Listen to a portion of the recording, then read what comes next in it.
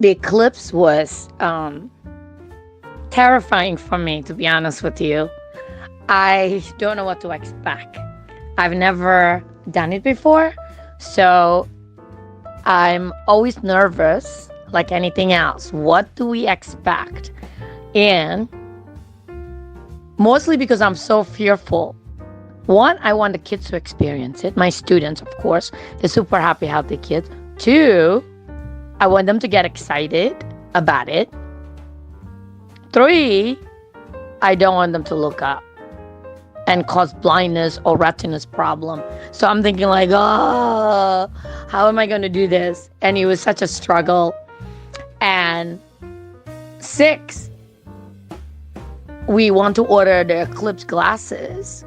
We have what we have, and we gave it to the kids, and we lay out the blankets so they all can enjoy the eclipse. We got the bubble tea going on. We got the sponge cake. We got the clementine. We got all the fruits and snacks. We threw out an eclipse party at this park in Lower East Side. And we want the kids to lie down and relax and enjoy. We have one kid that is so funny and then put the foot up. And because she said, oh, it's too bright, Miss Esther, I just put my foot up. So we had grandparents. And we had a grandparents that used the Oreo cookies and show how everything turned to dark. I thought that was so smart. And then she offered, you want some Oreo cookies? And I said, sorry, my kids don't eat sugar, so we can't even have that. So, but we did have fruits and snacks and other things, and we made, obviously, all the rest of the kids jealous because I wanted to give extra because some of the kids came. Can we have, not our kids, can we have some glasses? I said, I can't give it to you because we don't have enough. We barely have enough for our kids and their parents and their siblings. So I'm very, very grateful for the eclipse. And guess what? 2044, we will have a class reunion. So I was telling the kids, and one of the kids was like saying, Miss Esther, in 20 years, I will be 24. And I said, yep. And you don't want to know how old I'm going to be. But 20 years from now, we are going to do the anniversary of the eclipse in New York City. And I told them, same time, I think, same channel, we're going to have an eclipse reunion party.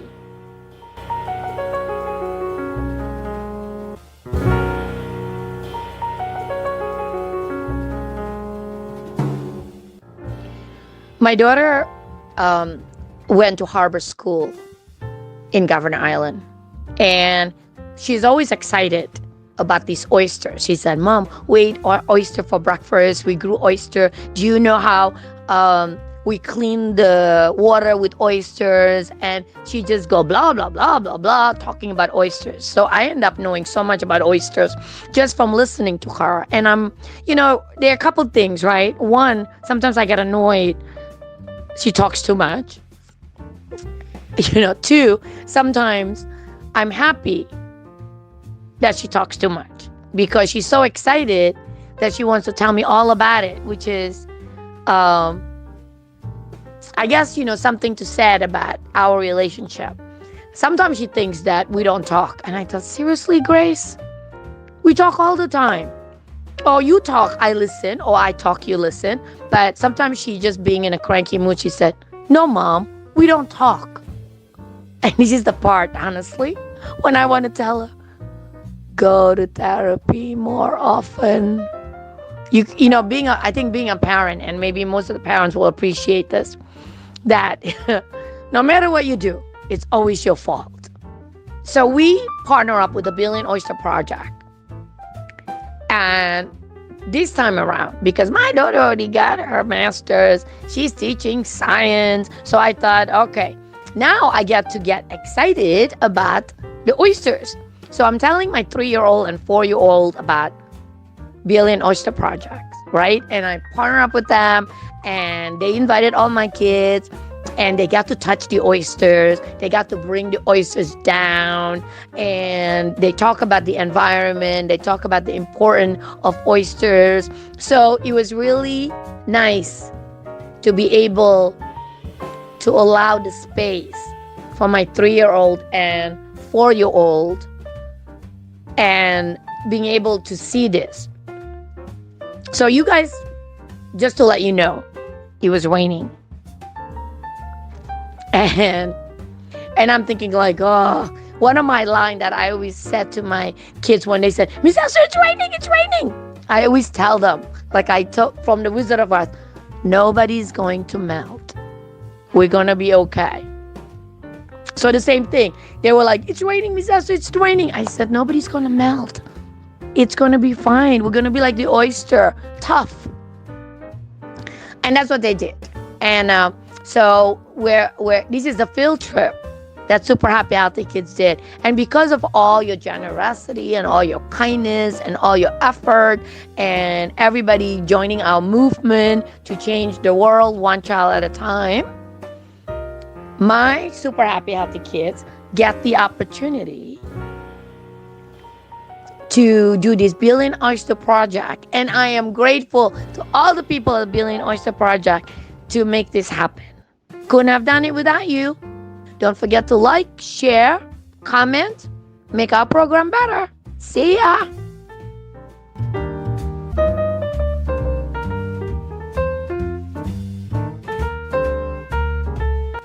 So from climate,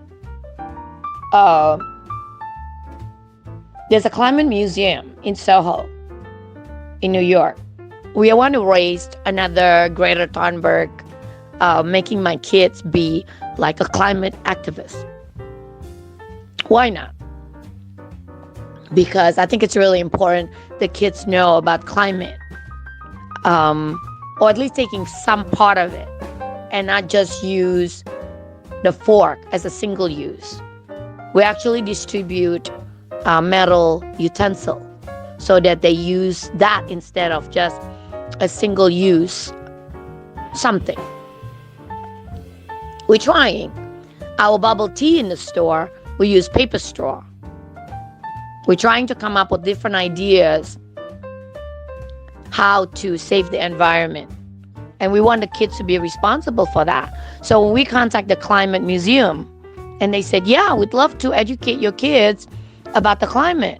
And we go like, my team and I were like, yay, we're so happy because we can. So the kids went and they talk about the climate. They got to draw something. They got to add something, what they think about the climate and what caused the danger of being ignorant. So what I do now with Super Happy Healthy Kids is merely just creating an open space, a sacred space for them to be anything that they want to be, and then some. We just create a new thing. And I reminded the kids, we expect all of you to get 85 and higher. And we'll support you. We'll teach you one-on-one, whatever it takes, and I'll talk to the teachers too. I'll work with the teachers. What do we need to do to make things happen for the kids? So that's what we're doing now. 85% or higher, and homework assistance, whatever. So the Climate Museum is just a piggyback of the Oysters Project and the Billion Oyster Project, and just to help the next generation to be responsible for it. And also make it fun. I believe that kids learn best when they're having fun. So that's what the kids did, and also learning about people's skill. Sometimes you have to sit next to somebody that you don't like. And we focus on emotionally intelligent, right? So that means they got to get along with everyone and being able to communicate. I need personal space. I need this. And I believe how you do anything is how you do everything. So if they don't behave now with me, most likely they don't behave in morning school. Most likely they don't behave at home either, because they're all over the place. And sometimes, not all the time, parents, and this is maybe part of like parental skill. Sometimes I think parents do too much for the kids. Like they always ask, when I was younger, they always said to me, "Oh my gosh, Grace eat asparagus and artichoke. And how do you make Grace eat asparagus and artichoke or cauliflower?" And I would tell other parents, and I said, because she eats what I eat, and that I'm not cooking another meal for her. And if she doesn't want to eat that, because unless she's allergic, of course, she's not. If she doesn't want to eat asparagus or cauliflower or artichoke or Brussels sprout, well, then you go hungry. What else am I going to do? Because I'm not cooking another meal for you.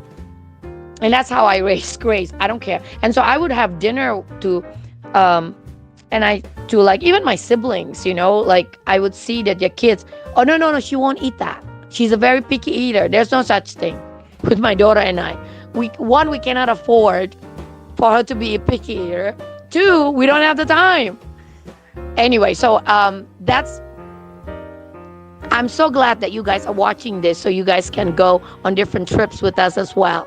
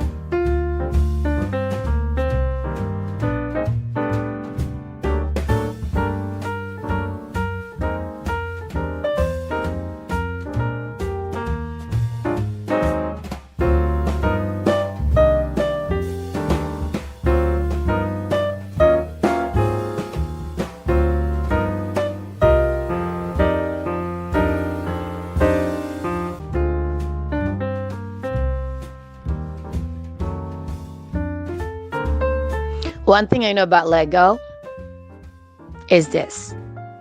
You step on it without shoes on or sandal, it hurts.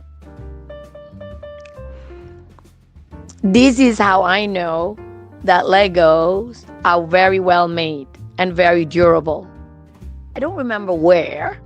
They actually built disability access. They built that with Lego. I don't remember what. I know it's not United States. I know it's in Europe. That's what they did. And then the second part they did, they actually fill up the holes with Lego. Like some of the bricks that they did that. And I thought, wow, that's amazing, right? So that's how I know that Legos are very durable.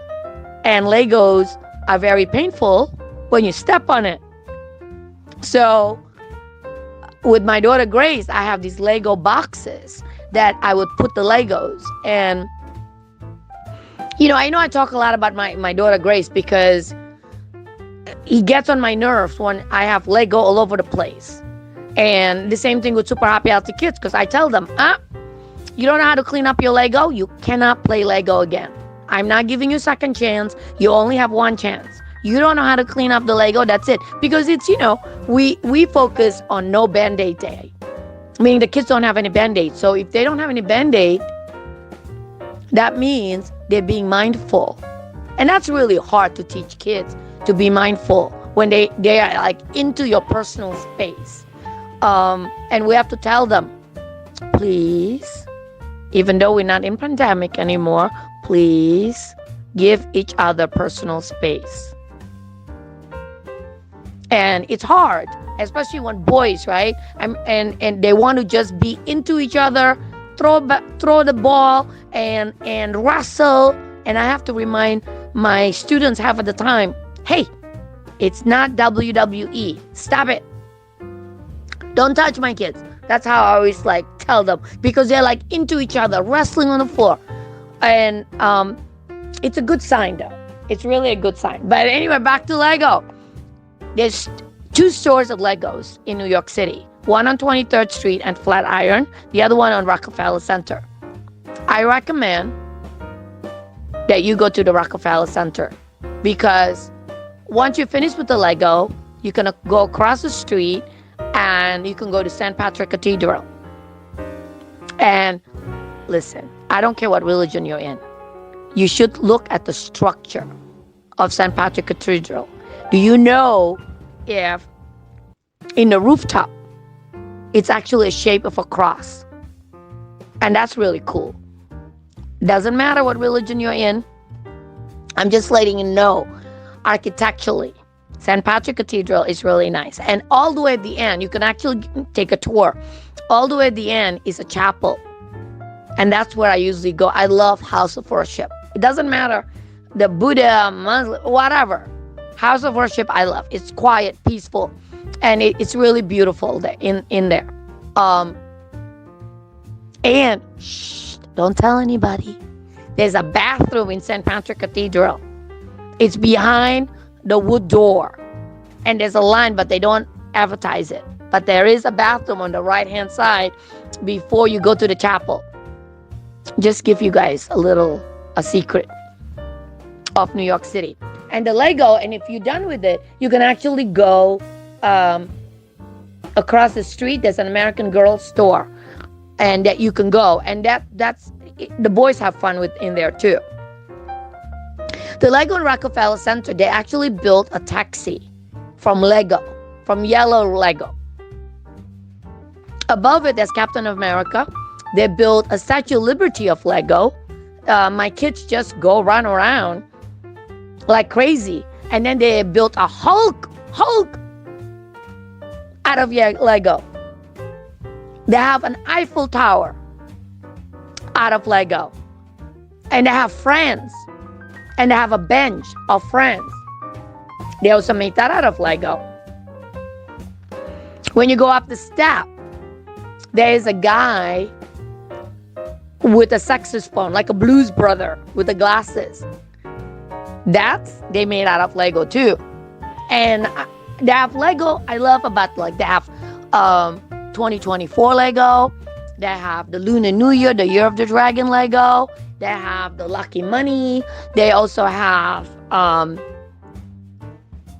the Lion Dance Lego. So we have that at the store actually. So go visit the store. Super Happy Advocate Store. It's at 53 Columbia Street. It's near Key Food Supermarket. Because we have actually the town. I bought one of Japan because we went to Japan, so I bought one for my daughter. With that, we have a Japan City, London, New York. I think that's all I bought. I think I bought Japan, London, New York, and then they have these flowers that they made out of Lego, which I think I bought the tulip and the sakura.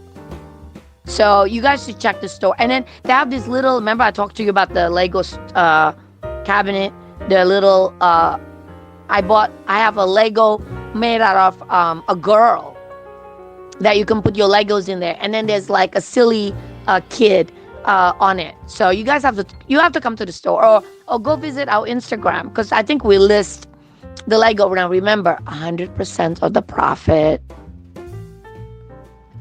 is to make our program bully free and better. So go visit. Definitely go visit the Rockefeller, because when you climb up the step, I don't recommend going by the elevator. And in the middle, they have the rainbow. And then that's made out of Lego. If you go up the step, you can see the FDNY trying to rescue somebody.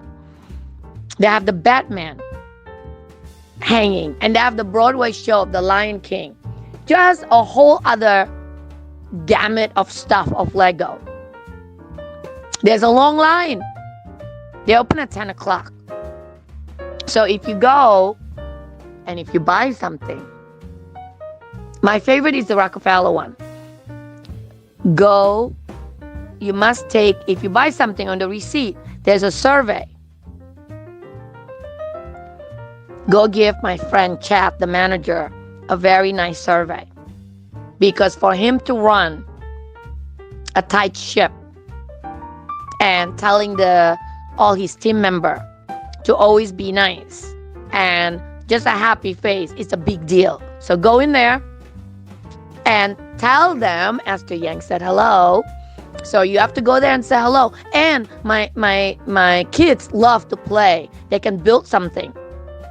They can't take the stuff, but they can build something. They can go upstairs. The rule is for Super Happy, we go to the Lego store, you get a keychain. I will buy the keychain. So they can pick the keychain. The keychain is like, you name it. There's Batman. There's a very, very nice Batman that I love. And it's Batman. There is a Wonder Woman. There is Cactus. There's a hot dog, New York hot dog. And there's the Goldman. There is Harry Potter.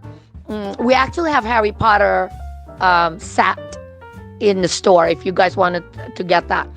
And we also have the Easter egg, that's collectible item in the store for the Lego. We have like different stuff. So when you go to the Lego, there's like so many keychain. So the kids always excited to go to the Lego because they always get a keychain and they put it in their backpack. So it's like a collection of like Batman, Iron Man, Spider-Man, Star Wars, the Stormtrooper, Yoda. I actually have Yoda in my keychain and Wonder Woman. And that's what I have in my keychain. So go there, have fun, run around, and have your kids definitely take a photo. You have to wait in line for a little bit, but take a photo with the taxi because you can go in and be in the driver's seat. And the taxi has a sunroof, so you can actually stand. But be careful and take a photo with the green Hulk.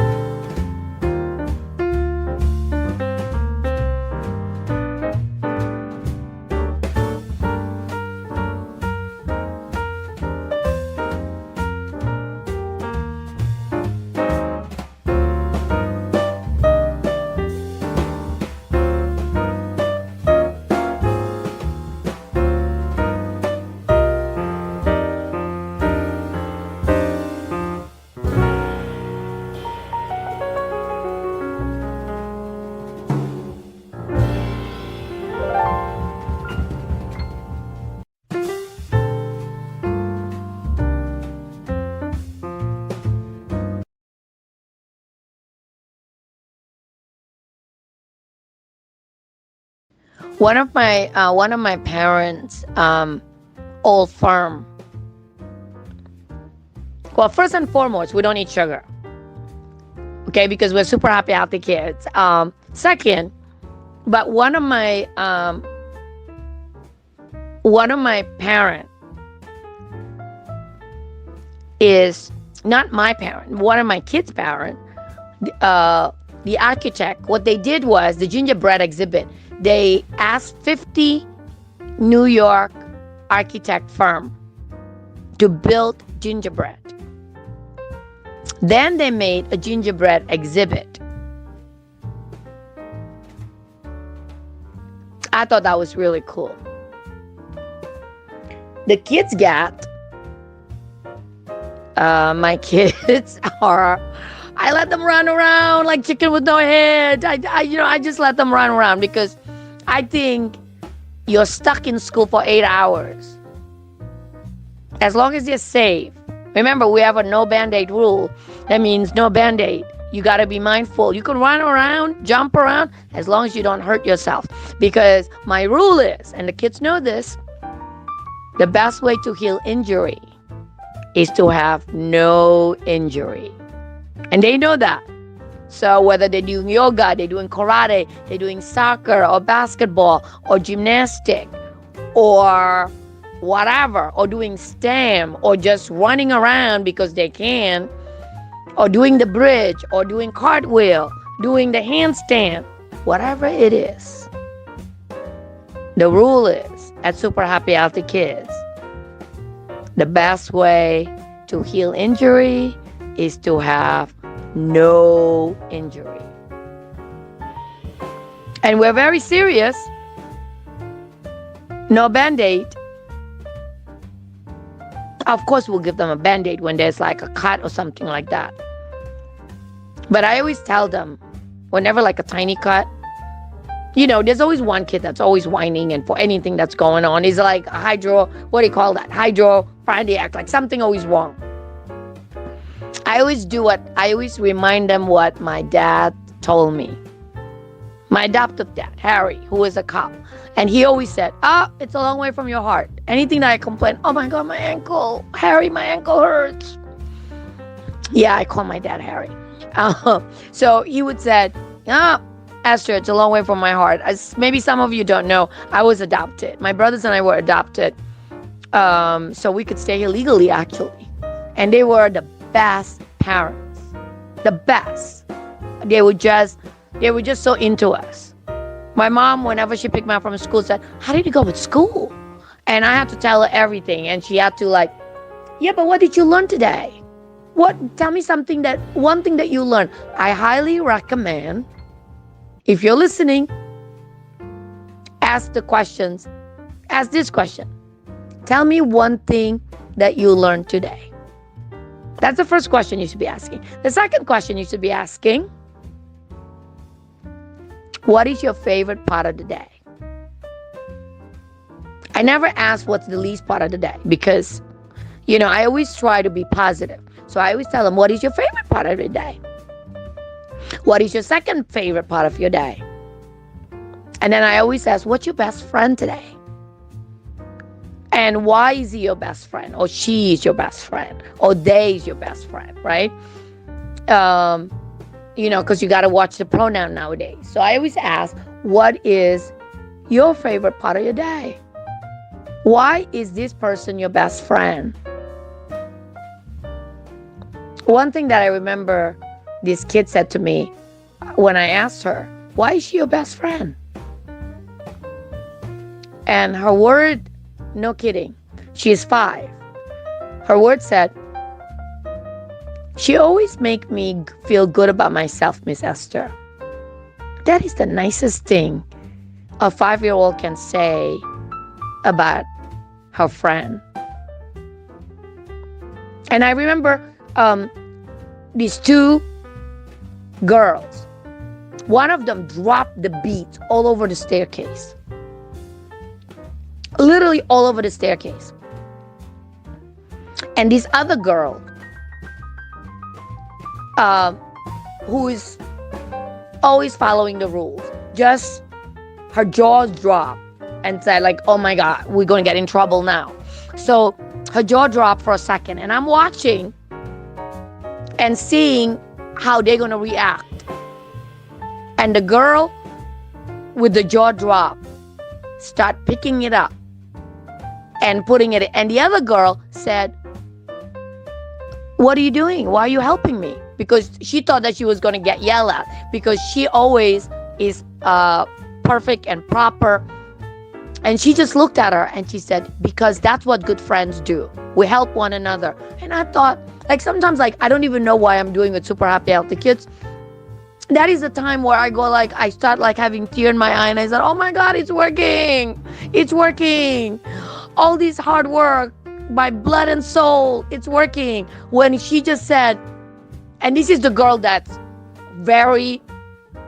this girl can run my program. She is like, follow the rules. Nope, that's not how we do things. I mean, just really on target. For the fact that she just took a deep breath and then stopped picking up, and then being able to say, even after her friend questions her, what are you doing? She said, I'm helping you. She said, why are you helping me? And then just the fact that she just said, that's what good friends do. They help one another. And I was like, oh, yes. Oh my gosh. Thank you. Of course, I didn't say that. And I just said to both of them, well, thank you so much, for helping me. And then I said, I always like tell the kids moving forward, let's not carry as many beads, okay? Maybe next time we can be more mindful. That's always the lessons that we do at Super Happy, like moving forward. Can we do this? We always get better. And so, but it was really very moving. But the gingerbread exhibit, as you can see, all the different type of gingerbread and all different type of gingerbread houses that 50 architect firm perform. Welcome to New York.